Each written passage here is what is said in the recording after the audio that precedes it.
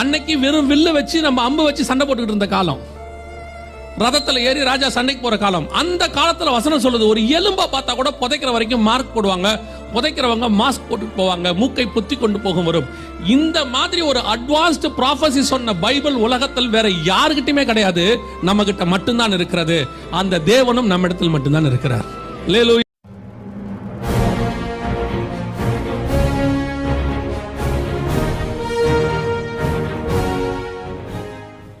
மிக முக்கியமான அழிவுகளில் முதலாவதாக அங்க என்ன கொடுக்கப்பட்டிருக்கிறது? பட்டயத்தினாலும். பட்டயம்னா யுத்தம். யுத்தத்தும் வரப்போகிறது. எந்த யுத்தம் வரப்போகிறது அப்படின்னு கேட்டீங்கன்னா, பட்டயம் என்பது எதை குறித்து சொல்லப்பட்டிருக்கிறது? எந்த யுத்தம் அப்படின்னு கேட்டீங்கன்னா, கடைசி காலத்தில் நடக்க வேண்டிய யுத்தம் என்று சொல்லுகிறது. எது கடைசி காலத்தில் நடக்க வேண்டிய யுத்தம்? எசேக்கியேல் புஸ்தகம் 38ஆம் அதிகாரம் 8வது வசனத்தை வாசிங்க. எசேக்கியேல் 38:8. அநேக நாட்களுக்கு பிற்பாடு நீ விசாரிக்கப்படுவாய், பட்டயத்துக்கு நீங்களாகி பற்பல ஜனங்களிலிருந்து சேர்த்து கொள்ளப்பட்டு வந்தவர்களின் தேசத்தில். இது யாரை பத்தி சொல்லப்பட்டிருக்கு?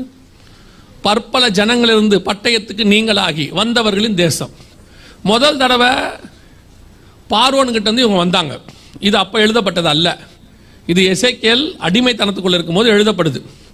இரண்டாவது முறை அவர்கள் செருபாபேல் தலைமையில் திரும்பி வந்தாங்க. ஆனா அந்த தடவை பட்டயத்துக்கு நீங்களாகி வரல. கோரேஸ் ராஜாவே ஆலயம் கட்ட சொல்லி என்ன செஞ்சாரு? அனுப்பி வச்சாரு. அர்தசஷ்டா மன்னன் என்ன பண்றாரு? அலங்கம் கட்ட சொல்லி அனுப்பி வைக்கிறார். அப்போ அவங்க பட்டயத்துக்கு நீங்களாகி வரல, அதுவும் பற்பல ஜனங்கள்ல இருந்து வரல, எல்லாம் மேதிய பெர்ஷியா சாம்ராஜ்யத்திலிருந்து வந்தாங்க. பட்டயத்துக்கு நீங்களாகி பற்பல ஜனங்களிலிருந்து சேர்த்து கொள்ளப்பட்ட வந்தவர்கள் தேசம் இஸ்ரவேல். எப்ப நடந்துச்சு இது அப்படின்னு கேட்டீங்கன்னா, 1918 இருந்து 48 வரைக்கும் நம்ம பார்த்தோம். எல்லா நாட்டிலையும் அவங்களை அடிச்சாங்க. அதாவது ஐரோப்பா நாடுகள்லையும் சரி அல்லது ஆசிய நாடுகள்லையும் சரி அவர்கள் அடிக்கப்பட்டார்கள்.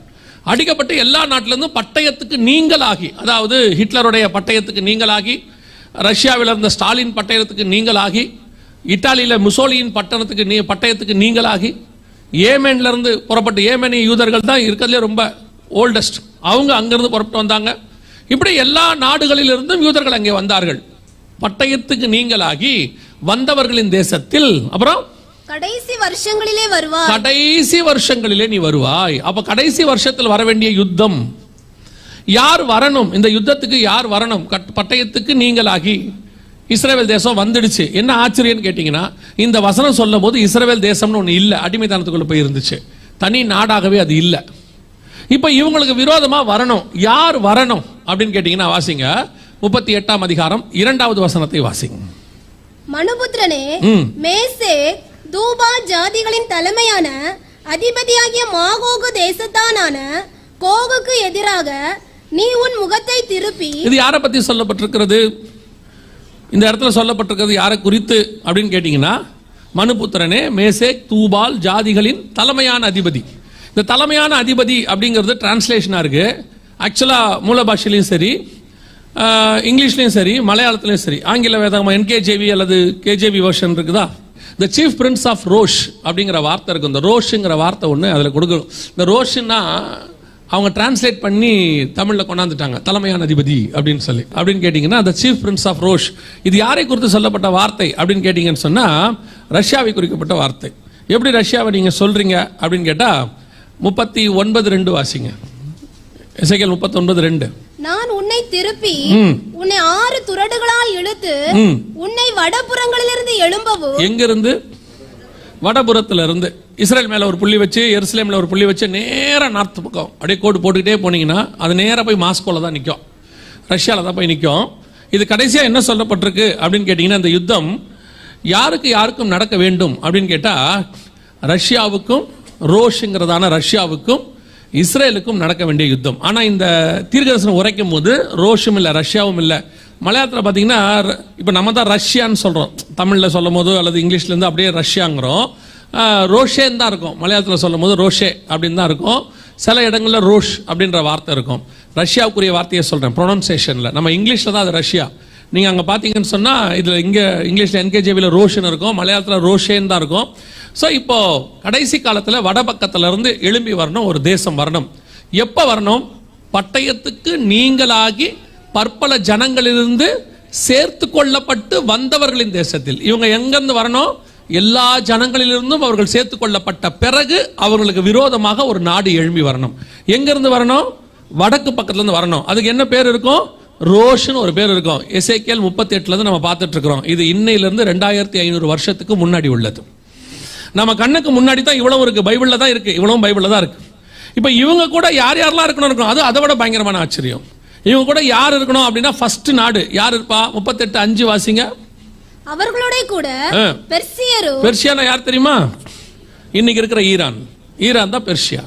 இன்னைக்கு ரஷ்யாவுடைய நம்பர் 1 ஃப்ரெண்ட் யாருன்னு நினைக்கிறீங்க? ஈரான் தான் நம்பர் 1 ஃப்ரெண்ட். அவங்க தான் இன்னைக்கு இஸ்ரேலுக்கு அகைன்ஸ்டான யுத்தத்தில், ஹமாஸ் யுத்தத்தில் நம்பர் 1ல நிற்கிறாங்க முன்னாடி. இப்போ ரஷ்யா உள்ளே நுழையணும். இதில் அந்த யுத்தம் ஆல்ரெடி இஸ்ரேல் சைடு ஆரம்பிச்சிருச்சு. ரஷ்யா உள்ளே வரணும், அவ்வளோதான். அதுவும் பைபிள் எப்படி சொல்லும் தெரியுமா? ரஷ்யா வராதான், கர்த்தர் இழுத்துட்டு வருவானா ரஷ்யாவை. 39:2 வாசிங்க. நான் உன்னை திருப்பி உன்னை 6 துரடுகளால் இழுத்து உன்னை வடபுறங்களிலிருந்து எழும்பவும் இஸ்ரவேல் மலைகளில் வரவும் பண்ணி. ஆண்டவர் தான் இழுத்துட்டு வருவாராம் ரஷ்யாவை. இஸ்ரவேலுக்கு அகைன்ஸ்டா என்ன செய்வாராம்? இழுத்துட்டு வருவாராம். இப்போ இழுத்துட்டு வர காலம் வந்துருச்சு. ரஷ்யாவுடைய ஒவ்வொரு ஃப்ரெண்ட்ஸா அடிக்குது இஸ்ரேல். ஒவ்வொரு ஃப்ரெண்ட்ஸையும் அடிச்சுக்கிட்டு இருக்குது. ரஷ்யாவும் சொல்லிக்கிட்டே இருக்குது, நீங்க செய்யறது சரியில்லைன்னு சொல்லுது. ஒரு இடத்துல அவங்க ஈரானை கை வைப்பாங்க. அல்லது அதுலயும் பெரிய ஆச்சரியம் பாருங்களேன். இந்த யுத்தம் எந்த இடத்துல எதுக்காக நடக்கும் அப்படின்னு கேட்டீங்கன்னா, எசேக்கியேல் 38:8 வசனம் சொல்லுது, எதற்கு விரோதமாய் நீ எழும்பி வருவாய்? வாசிங்க 38:8. அநேக நாட்களுக்கு பிற்பாடு நீ விசாரிக்கப்படுவாய், பட்டயத்துக்கு நீங்களாகி பற்பல ஜனங்களிலிருந்து சேர்த்து கொள்ளப்பட்டு வந்தவர்களின் தேசத்து கடைசி வருஷங்களிலே வருவாய். நெடுநாள் பாழாய் கிடந்து பிற்பாடு ஜாதிகளிலிருந்து கொண்டு வரப்பட்டவர்கள், அதாவது 2000 வருஷம் கழிச்சு இஸ்ரவேல் கொண்டு வரப்பட்டவர்கள் எல்லாரும் சுகத்தோட குடியிருக்கும் இஸ்ரவேலின் மலைகளுக்கு விரோதமாய். இப்ப இந்த யுத்தம் எதுக்காக ஆரம்பிச்சிருக்குது? இஸ்ரவேல் மலையில இருக்கக்கூடியதான டெம்பிள் மவுண்ட் என்று சொல்லக்கூடியதான அல்-அக்ஸாக்கு தான் ஆரம்பிச்சிருக்குது. மலைகளுக்கு விரோதமாக நீ வருவாய். 39:2 வாசிச்சோம், மலையில் உன்னை வர பண்ணி அப்படின்னு இருக்கு. அப்படிதானே இருக்குது, மலைகளில் உன்னை வர பண்ணி. சோ இப்போ பெர்ஃபெக்ட்டா அந்த யுத்தமானது, இந்த பட்டயமானது நம் கண்களுக்கு முன்பாக ஸ்டார்ட் ஆயிடுச்சு. இந்த முதலாவது வேதம் சொன்னது. இது என்னவாய் முடியும் அப்படின்னு கேட்டீங்கன்னு சொன்னா, இந்த யுத்தம் 3ஆம் உலக யுத்தமாக மாறும். அவங்க டெம்பிள் மவுண்ட்ல இருக்கிற மாஸ்க கை வைப்பாங்க. கை வச்சாங்கன்னா அது 3ஆம் உலக யுத்தமாக மாறும். உலகளாவிய மிகப்பெரியதான மாற்றத்தை, இன்னும் சொல்ல போனா இந்த யுத்தம் 2 அதிகாரத்தில் கொடுக்கப்பட்டிருக்கு. எசேக்கியேல் 38, 39 2 அதிகாரத்தில் இருக்கு. ஏன் இந்த யுத்தத்துக்கு இவ்வளவு இம்பார்ட்டன்ஸ்?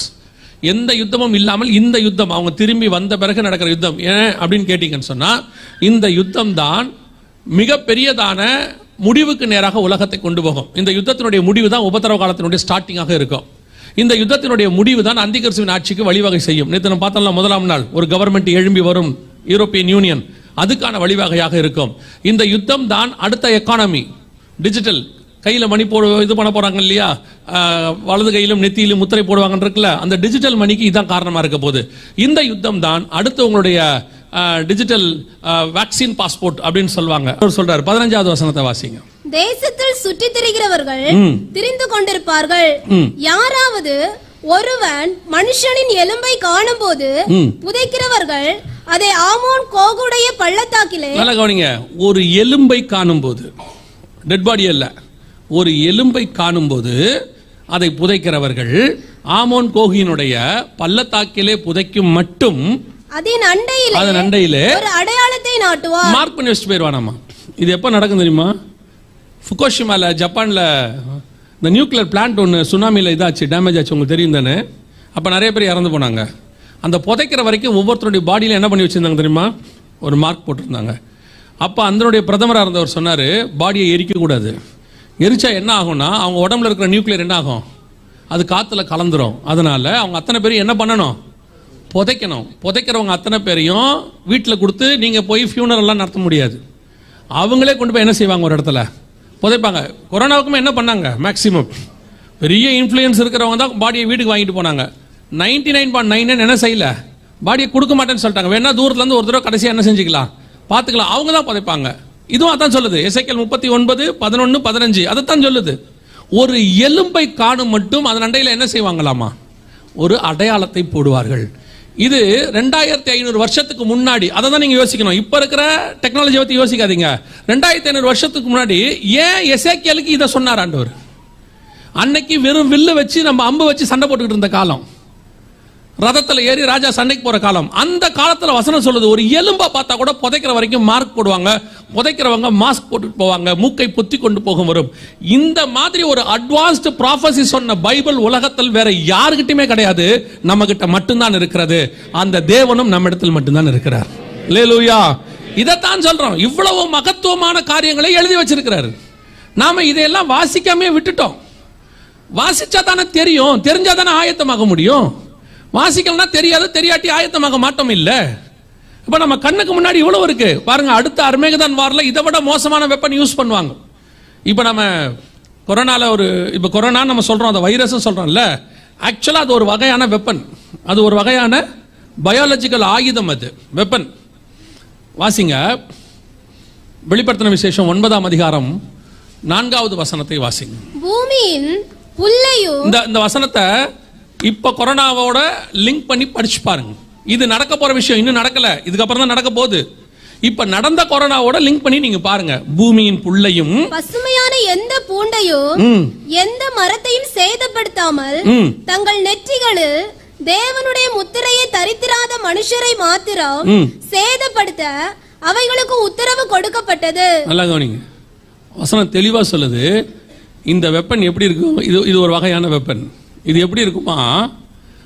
புல்லையும் பூண்டையும் எதையும் சேதப்படுத்தாது, மனுஷன் மட்டும் சாவானா. அதுல யார் சாவாங்கன்றதுக்கும் ஒரு கேட்டகரியை அடுத்து வச்சிருக்கிறாங்க. பாதுகாக்கப்பட்டவங்க சாக மாட்டாங்க, பாதுகாக்கப்படாதவங்க சாகப்பட போறாங்க, அப்படி இருக்கு அடுத்த கேட்டகரி அது. ஆனா இப்ப யோசிச்சு பாருங்க, கொரோனால என்ன நடந்துச்சுன்னு மட்டும் பாருங்க. எந்த புல் பூண்டு எதுவுமே என்ன செய்யல, சேதமே ஆகல, மனுஷன் மட்டும் செத்தான். இப்படி ஒரு வெப்பன் இப்ப நம்ம கண்ணுக்கு முன்னாடி இருக்குது. நாம இப்ப அந்த இடத்துல தான் இருக்கிறோம். இதனுடைய அடுத்த வெர்ஷன் தான் 9ஆம் அதிகாரத்தில் சொல்லப்பட்டிருக்கிறது. அது எப்படி வரும்? Particular person. இன்னைக்கு இந்த வசனம் 2000 வருஷத்துக்கு முன்னாடி பைபிள்ல இருக்கு. இப்ப நீங்க வாசிச்ச வசனம் 2000 வருஷம், எசேக்கியேல் 2500 வருஷம். இது எல்லாமே வேதத்தில் சொல்லப்பட்டவைகள். இப்ப நம்ம கண்ணுக்கு முன்னாடி நடக்குது. இதை ஏன் சொல்லி வச்சாரு? அதுவும் தெளிவா சொல்றாரு, கடைசி நாட்களில் இவைகள் சம்பவிக்குங்கிறார். சேர்த்துக் கொள்ளப்பட்டவர்களின் தேசத்தில் கடைசி வருஷத்திலே வருவார். அதே எசேக்கியேல் 38:16 வாசிங்க பார்ப்போம். 38:16. நீ தேசத்தை கார் மேகம் போல் மூட என் ஜனமாகிய இஸ்ரவேலுக்கு விரோதமாக எழும்பி வருவாய். கடைசி நாட்களிலே இது சம்பவிக்கும். கடைசி நாட்களிலே இது சம்பவிக்கும். இப்ப ரெடியா இருக்கு. ரஷ்யா புறப்பட போகுது. ரஷ்யா, என்னை பொறுத்த வரைக்கும் ரஷ்யா இந்த ஸ்டார்ட் பண்றதுக்கான வேலையை ஸ்டார்ட் பண்ணிருச்சு. நம்ம கண்களுக்கு முன்பாக வேதம் சொன்னபடி பட்டயம், 3ஆம் உலக யுத்தம் தயாராக இருக்குது. இப்ப நான் உங்களுக்கு சொல்ற காரியங்கள் எல்லாம் இது உங்களை பயமுறுத்துவதற்காக சொல்லப்படுவதல்ல. யுத்தங்களையும் யுத்தங்களின் செய்திகளையும் கேள்விப்படுவீர்கள், இவைகள் எல்லாம் சம்பவிக்க வேண்டியதே. ஆனாலும் நீங்கள் கலங்காதபடிக்கு எச்சரிக்கையாயிருங்க. இதெல்லாம் வெளியே நடக்கும். இது அடையாளமாக சொல்றாரு. இந்த அடையாளத்தை வச்சுக்கிட்டு சர்ச்சை என்ன செய்யணும்னா, இது வெளியே நடக்குதுன்னா என்னை மீட்க இயேசு வரப்போகிறார் என்று அர்த்தம். இது அதுக்கான அடையாளமாக சொல்லப்படுது, அவ்வளவுதான். நீங்க அடையாளத்தை பார்த்து நீங்க பயப்படுறீங்க. இப்ப நீங்க என்ன நினைக்கிறீங்க? அப்படியா வருதா, அப்ப அதுல நமக்கு பாதிப்பு வருமா, நம்ம வீட்டுல இடிக்குமா, அதாகுமா இதாகுமா? ஆண்டவர் தெளிவா சொல்றார், வாதை உன் கூடாரத்தை அணுகாது, உன் பக்கத்தில் 1000 பேர் உன் வலது பக்கத்தில் 10000 பேர் விழுந்தாலும் அணுகாது. ஆண்டவர் சொல்லிட்டாரு. உங்களுக்கும் தெரியும், ஆனாலும் மனசு பக்கு பக்குன்னு தான் இருக்கு இல்லையா? இந்த வசனம் எல்லாம் கேட்கறது எனக்கு நல்லா தெரியும். இந்த வசனம் நல்லாவே தெரியுமே. அது ஒரு பக்கம் நியாய தீர்ப்பு நடக்கும், ஜலப்பிரளயம் வரும், வானத்தின் மதகு திறக்கும், மகா ஆழத்தின் ஊற்று கண்கள் பிளக்கும், எல்லாருக்கும் எல்லாம் நடந்துட்டு இருக்கும். ஆனா பேழைக்குள் இருக்கிற எனக்கு ஒன்னும் ஆகாது என்பது கர்த்தர் எனக்கு பண்ணி இருக்கிற வாக்குத்தத்தம். நான் தைரியமா பேழைக்குள்ள இருப்பேன், அவ்வளவுதான். அந்த நிச்சயம் தான் சபைக்கு வரணுங்கிற. இப்ப இதெல்லாம் உங்களுக்கு சொல்லப்படுகிற வெளியில் நடக்கிற அடையாளம். இந்த அடையாளம் அங்கே நடக்கும் போது இங்கே புரிஞ்சு கொள்ளணும், அது நடக்க நடக்க என் வாசலுக்கு ஆண்டவர் வந்து நிக்க தொடங்கிட்டாரு. எப்ப வேணாலும் கதவு திறக்கப்படும், காத்திருக்கிறவர்களை அழைத்து கொண்டு கர்த்தர் போய் விடுவார். இதுதான் நமக்கு சொல்லப்படுகிற அடையாளம். இப்ப இதெல்லாம் உங்களுக்கு கொட்டி உங்களை பயமுறுத்த வேண்டிய அவசியம் இல்லை. அப்படி நீங்க பயப்படுறீங்கன்னா ஒரே ஒரு ரீசனா இருக்கும், அவர் கூட போவாங்கிற பயம் உங்களுக்கு இருக்காது. அந்த தைரியம் உங்களுக்கு இல்ல. ஐயோ இயேசு வந்தா போவோமா மாட்டோமான்னு தெரியலையே. அப்புறம் பக்கத்தில் இருக்கிறவங்கள பார்ப்போம், இவன் போவான் போலியா, அப்ப நம்ம போக வாய்ப்பு இருக்கு. இப்ப நம்ம போவோமாங்கிற கன்ஃபர்மேஷன் நமக்கு தெரியாது. அவனை வச்சு நம்ம டிசைட் பண்ணிக்கிறோம், இவனே போயிடுவான் போல, நல்லா தானே பாடுறான், அப்ப இவனும் போயிடுவானா, அப்ப நம்மளும் இவனுக்கு நம்ம எவ்வளவோ பரவாயில்லையே அப்படி நம்ம நினச்சிக்கிறோம்ல. அதான் நான் என்ன சொல்கிறேன், அவங்கள வச்சு உங்களை டிசைட் பண்ணுறதை விட உங்களை வச்சே நீங்கள் டிசைட் பண்ணிக்கோங்க, போவோமா மாட்டோமான்னு. இது இப்போ இருக்கிற இந்த காலகட்டம் வேற எதற்கான காலகட்டமும் கிடையாது, சுய பரிசோதனை பண்ணுற காலம், நம்மை நாமே நிதானித்து அறிகிற காலம், இது ஆயத்தப்படுகிற காலம். ஒரு சவுண்டு கேட்கும்ல, புத்தி உள்ள கன்னிகள் புத்தி இல்லாத கன்னிகள் எல்லாருமே இருக்கும்போது ஒரு சத்தம் கேட்டுச்சா? என்ன கேட்டுச்சு? மணவாளன் வருகிறார் என்கிற அதே மாதிரி உங்களுக்கு இப்போ சத்தம் கேட்குது. இப்போ அவங்க சத்தம் கேட்ட உடனே என்ன பண்ணாங்க? எல்லாரும் பயந்து பின்னாடி ஓடினாங்களா?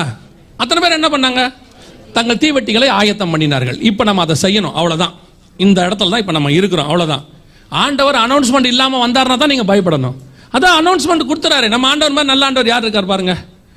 அன்னைக்கும் அனௌன்ஸ்மெண்ட் கொடுத்துட்டாரு, இன்னைக்கும் நான் தான் சொல்வேன், இயேசு வருவார் என்பதை ஏசாயாவுக்கு அப்பயே சொல்லிட்டார். இதோ ஒரு கன்னிகை கர்ப்பவதியாகி குமாரனை பெறுவாள். இது உலகத்தில் நடக்காத அடையாளம். அப்படி ஒரு அடையாளத்தை சொல்லிட்டார். இதுவே போதும் தானே.